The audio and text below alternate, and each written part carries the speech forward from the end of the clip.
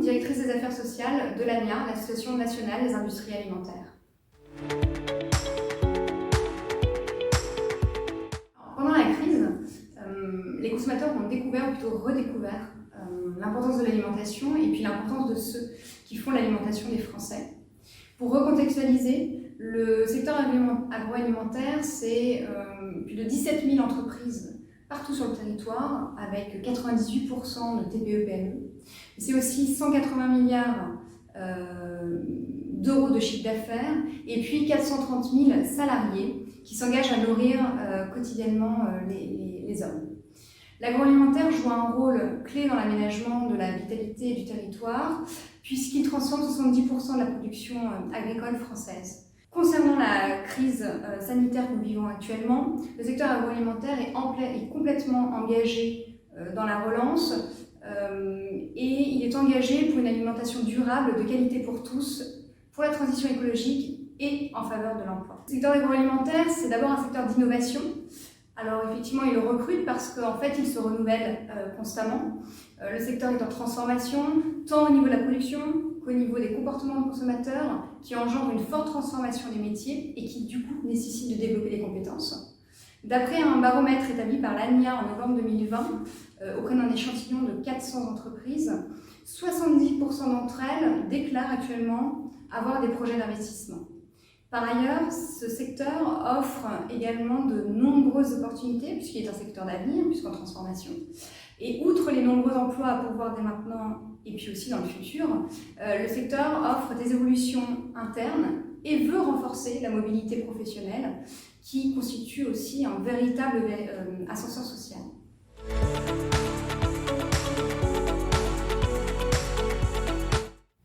Oui, effectivement, les entreprises du secteur agroalimentaire communiquent davantage pour promouvoir leur métier. Cependant, je pense qu'il est important de souligner que les salariés travaillant dans ce secteur sont souvent fiers et passionnés par leur métier. Ils sont d'abord fiers de nourrir les Français dans le respect de notre savoir-faire, et puis ils ont cette envie de transmettre les connaissances associées à ce savoir-faire. Pour appuyer ce constat, une enquête a été menée par Région Job et Manageria auprès de 500 professionnels du secteur.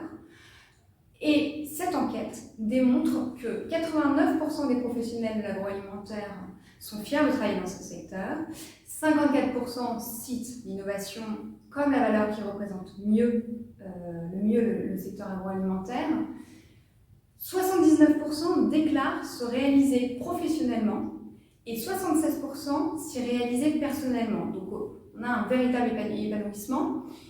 Et puis un autre point positif qui semble émerger de cette enquête, c'est la diversité. Diversité d'abord des produits, mais aussi des métiers.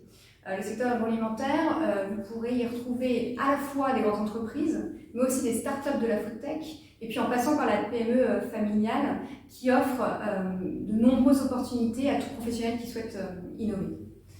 Les jeunes ont une meilleure image de l'apprentissage, et puis il y a maintenant cette notion de bien manger qui attire, et puis la notion de nourrir les Français qui donne du sens. Mais le secteur subit encore ce problème d'image avec une difficulté à promouvoir ces métiers. Par exemple, 6 jeunes sur 10 disent avoir une bonne image du secteur, mais moins d'un tiers d'entre eux déclarent qu'ils aimeraient y travailler. Donc on voit un petit peu ce paradoxe. Et puis, la majorité des jeunes interrogés se disent plutôt mal informés sur les métiers du secteur, et plus encore, bien évidemment, sur les formations qui y mènent. Donc, nos savoir-faire et compétences sont reconnus dans le monde entier, mais leur transmission reste un défi permanent au quotidien. Pour appuyer ça, une enquête, là aussi, a été menée par l'ANIA auprès des entreprises des branches du secteur alimentaire, sur cet été 2020, donc auprès de 417 entreprises. Et plusieurs chiffres sont remontés, des chiffres assez intéressants, puisque 84% des entreprises répondantes ont déclaré avoir déjà eu recours à l'apprentissage, principalement pour des diplômes Bac+2 et Supra. 72% des entreprises ont actuellement recours à un ou plusieurs contrats d'apprentissage. Et puis près des 3/4 de ces entreprises ont déjà rencontré un apprenti à l'issue de sa formation. Par ailleurs, on a une attention à 71% de recrutement d'un ou plusieurs apprentis à court terme d'ici la fin 2020 ou pour 2021. Aussi, le secteur de l'agroalimentaire se distingue par son accessibilité.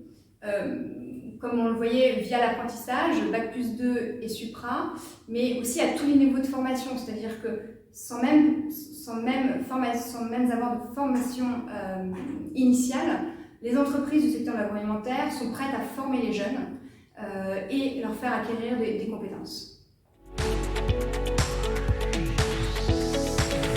Pour faire l'attractivité du secteur auprès des jeunes, nous devons d'abord poursuivre l'accompagnement des entreprises pour qu'elles se saisissent pleinement des dispositifs mis à disposition pour le recrutement de ces jeunes.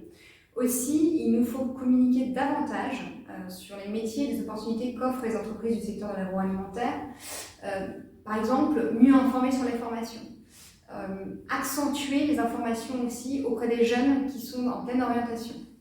Recréer le lien avec les jeunes talents et les industries alimentaires, et c'est-à-dire faire de ces jeunes talents les acteurs de l'industrie agroalimentaire de demain.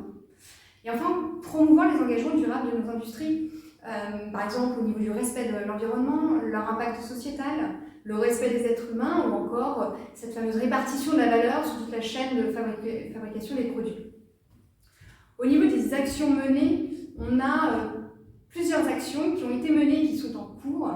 Par exemple, découvrez ce que vous mangez. Vous pouvez aller voir sur Internet le site dédié. C'est un événement inédit puisqu'il mobilise tout un secteur au niveau national. Et le principe, c'est d'organiser des portes ouvertes des industries alimentaires au grand public.